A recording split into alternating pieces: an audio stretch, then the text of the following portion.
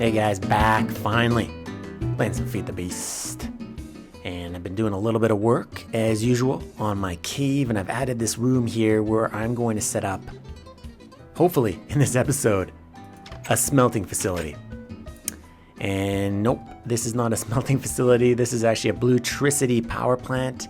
My original idea was to use redpower, just like how I use redpower, all the pneumatic tubes and stuff like that, and the sorting machines in my sorting facility. I wanted to bring that over to my smelting facility, but after thinking about it, I built this whole thing basically. And then after I built this whole thing, I was like, you know what? I probably don't need to use the pneumatic tubes or redpower in the smelting facility. I can get away with a more simpler setup using buildcraft and industrial craft and thermal expansion.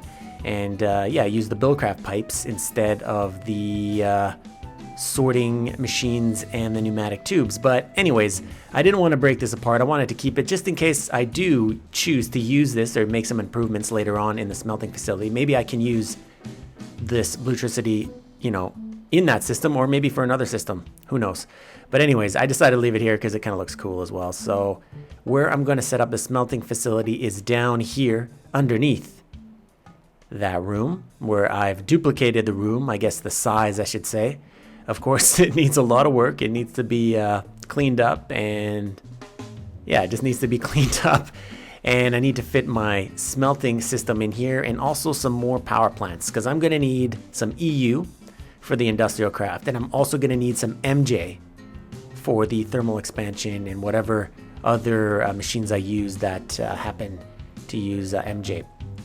So what I'm thinking is lava is the way to go, because lava can produce EU and it can also produce MJ, and of course it is very easy to obtain. I have a large lava tank back at the main base, and I can very easily send lava here from that tank with ender tanks or with the tesseract. So that's what I'm going to do right now. Is I'm going to start working on this. I'm going to throw down a cut and just kind of go stage by stage, and hopefully by the end of the episode I have a somewhat working smelting facility that I can send all my ores from my quarry or from wherever over into this smelting facility automatically, and turn it into dust, and then turn it into ingots, and then maybe hopefully send it back into the sorting facility back at the base, and have all those nice ingots sent into barrels or chests. Anyways, I'm gonna get what I need to get started on this, and I'll see you guys in a second.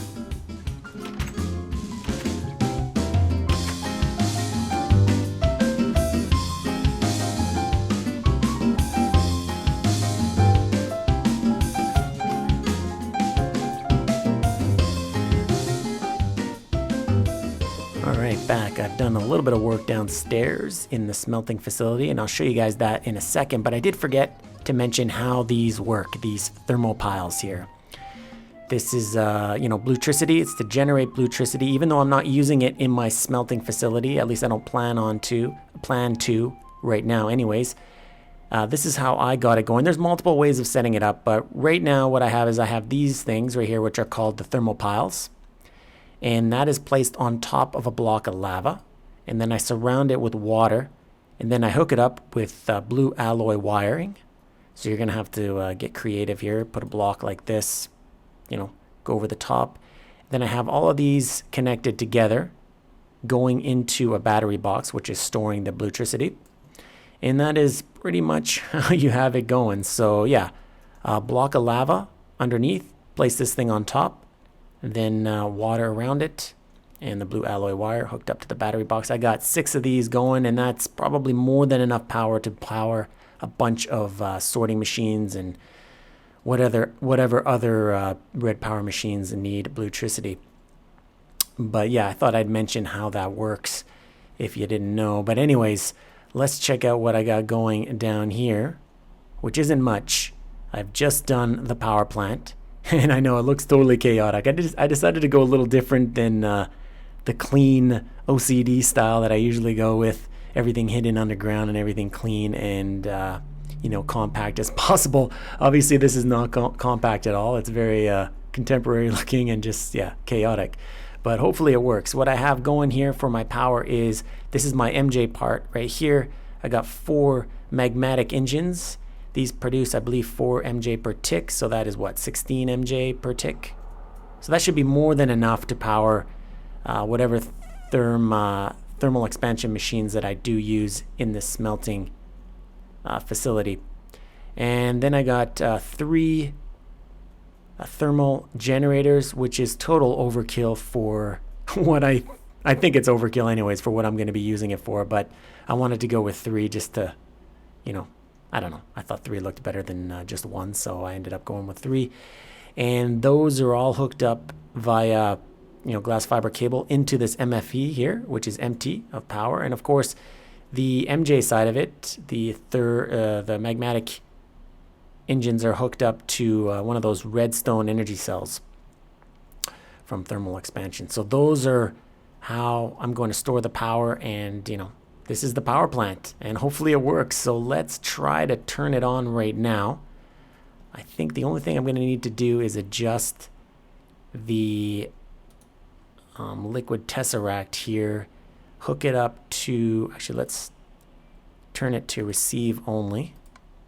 So we got that as receive only, and I believe the lava tank is this one here, tank. So the frequency is 12.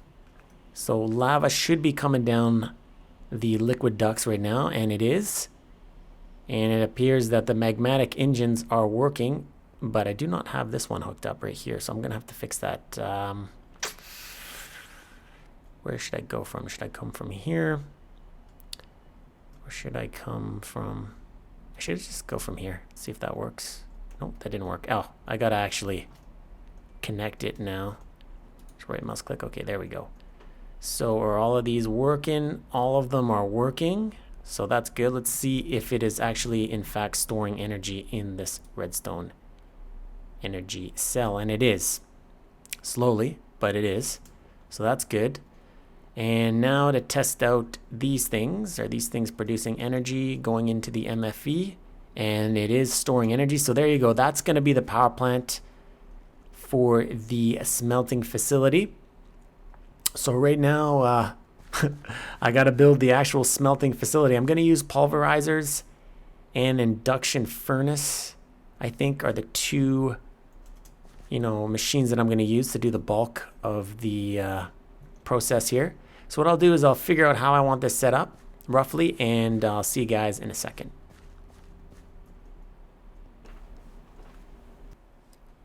All right, so I got it set up, guys. It's a very, very basic smelting system. I don't think it really gets any more basic than this. It's not the fastest system, but I think because it's primarily going to handle what the quarry can send it, I don't think it really needs to be all that fast. I think 1 pulverizer is going to be fast enough. And I do have the buffer set up here with some hoppers. So let's take a look at the beginning of the process. Here I got an ender chest that I will duplicate, or actually I've already duplicated. I have it somewhere on me, right here. It's been painted with gray, white, gray. So I need to set one of these up in my sorting facility, which I will do later on. Right now I just want to test this out, see if it works. So on that I got my tar chick gate with the wood transport pipe, and I got that set up with energy pulse and redstone signal off. So it's constantly putting a pulsar on this chest to suck items out. Then those items will be sent through this pipe, this stone pipe, into this hopper. Of course, the hopper will drop the items into this slot here. And so that gives me 4 slots in here that I can have 4 stacks of the same items or any other item, and then 1 stack in here. So that's the buffer in case, you know, the quarry is giving it a whole bunch of items and it can't handle it, or if I'm mining and I'm sending, let's say, 4 stacks of different ores, it's not going to overflow. It's going to be, you know, set up in this buffer here with this hopper. Then, of course, the ores will get pulverized. And, of course, with the pulverizer, you have the opportunity of producing a bonus item. So, for example, with lead, I believe, let's use lead as an example, it will produce pulverized lead and a chance of pulverized silver. So the pulverized lead is in this red area and the silver will drop in this yellow. So the yellow will just automatically suck out the side, the bonus item. And of course the pulverized lead will come out the red side here. And I got a one-way pipe here so that when the bonus ore comes out, it gets sent into this one-way pipe and is directed into the direction I want it to go, which is this direction right here. Then of course it goes up the pipe and into another hopper that is hooked up to an induction furnace, which has a redstone signal applied to it. So right now it's running at 100% heat, so it runs super fast. So if I drop copper in there, it runs super fast. So this thing, I don't even think I need to have a hopper, but better safe than sorry. And then of course on there I have another wood transport pipe with an Atar-Chick gate set up exactly the same as the previous one.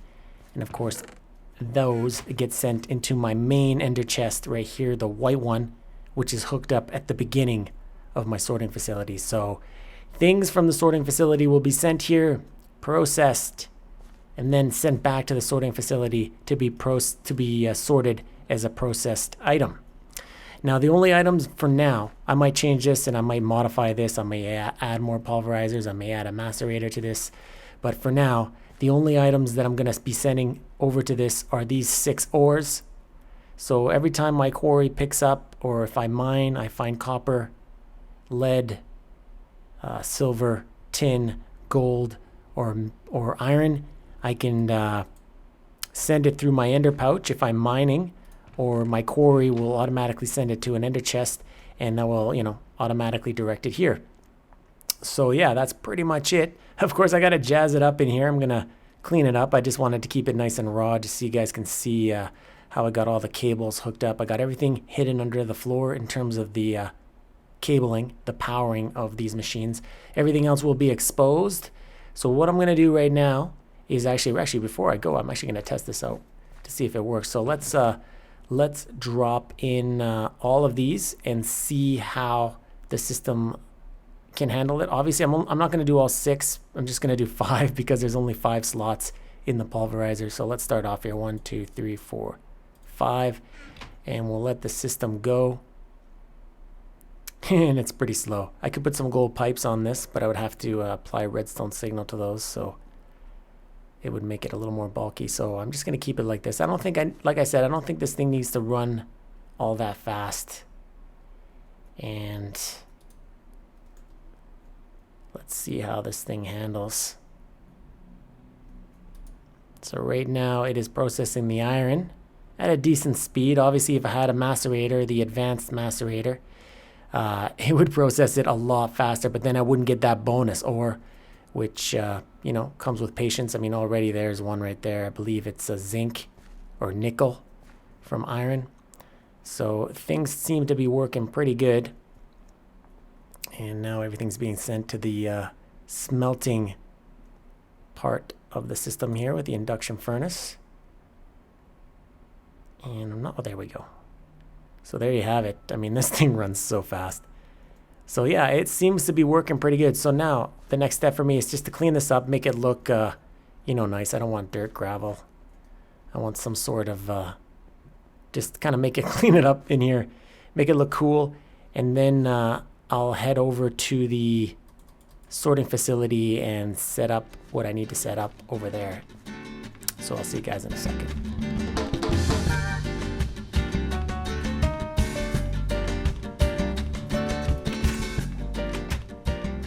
All right, let's take a look at what I got going down here. I did a little bit of experimenting, I guess you could say. Just trying some new things out here. I decided to use a little bit of wool in the walls and the floor here in the cayenne blue or cayenne. And of course the inverted lamps. And just kind of a random placement with the lamps and somewhat random placement of the wool as well. But yeah, I like this. I think it looks kind of cool. I might do something like this in future builds. It doesn't really go all that well with the machinery in the background. It looks a little bit weird because you got all this nice kind of blue, teal style blue. And then all of a sudden you got all these kind of random machines placed about here with lava. And, like lava doesn't really go with this color. But the room itself, I kind of like. I kind of like that style here. But anyways, that's what I'm gonna go with for now. In here, gonna keep this simple setup going, and gonna head over to the sorting facility now and drop in this ender chest here, and make sure that all my ores that my quarry and when I go mining, you know, whatever I pick up, you know, the appropriate ores get sent to this, you know, area here and get turned into ingots. So that's what I'm gonna do right now. I'm gonna head over to the sorting facility. So I will see you guys over there.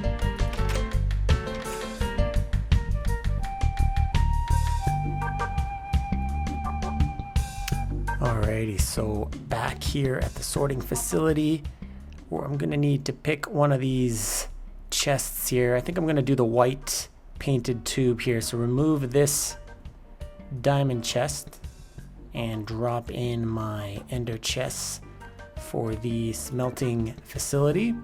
So I'm gonna send all of my ores there. Well, not all of them, but I'm going to send iron there, copper I will send there, silver I will send, and lead. There was 6 of them, now we're at 4. Tin, and what was the other one? Gold, I believe. There you go. So 1, 2, 3, 4, 5, 6. Okay, so yeah, we'll send all those over here. I'm just going to put a little piece of ore in the item frame there. What the heck happened there? That was weird. Okay, let me just pop that off here and put this item frame back, and there you go.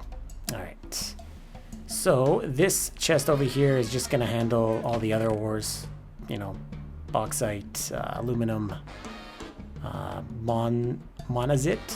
Monazite. All right.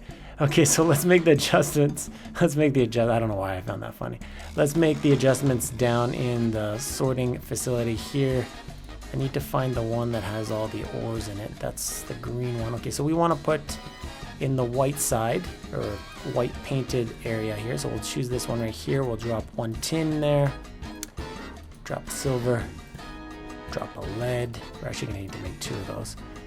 Drop a copper and a gold, and lastly the iron. So now just need to find that other one that was on the other side. I think we'll need to remove these ores from the green you know, area here. So iron we'll remove, tin and aluminum we'll leave there. We'll remove lead, and we will remove silver and gold.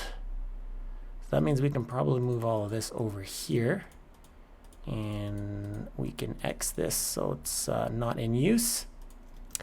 Okay, so now all the ores should be sent over to this chest.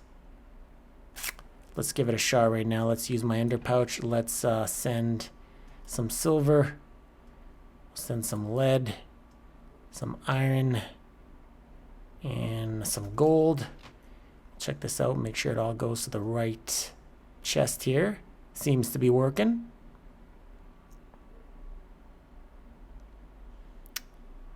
Okay, so that is working just fine. So now I need to make another chest for the ingots, and let's go with this green one here. So I'm going to need to go into that chest here that was sending all my extra, you know, my unsorted items. So I got all of these right here.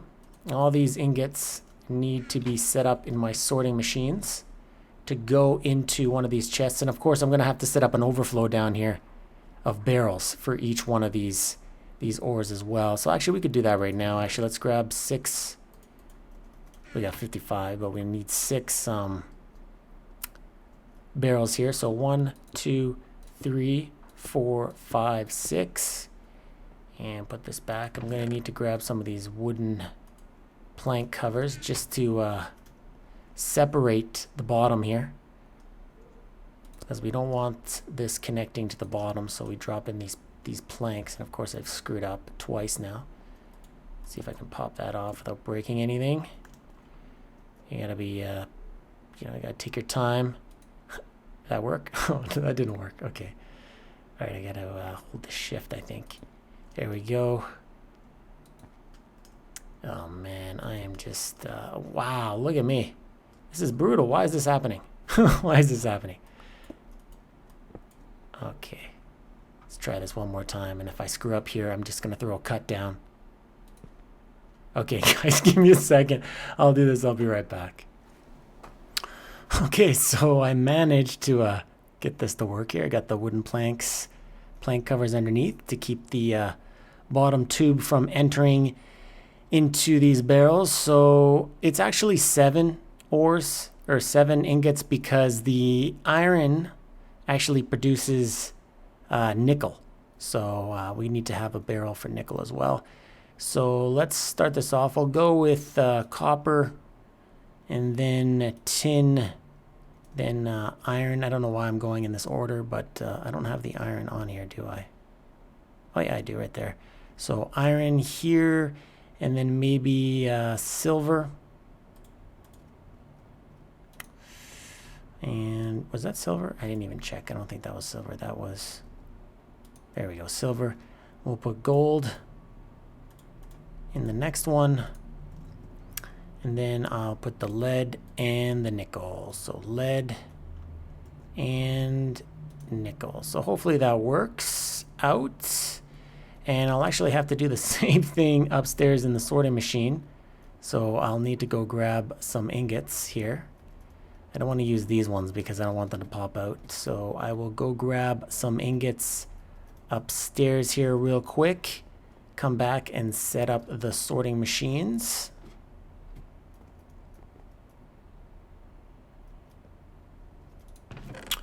All right, so I will send all of my ingots over to this, light green chest here. I think that's what I'll go with. So that means this color tube I have to match with the sorting machine. So let's go over here where I got a few slots open.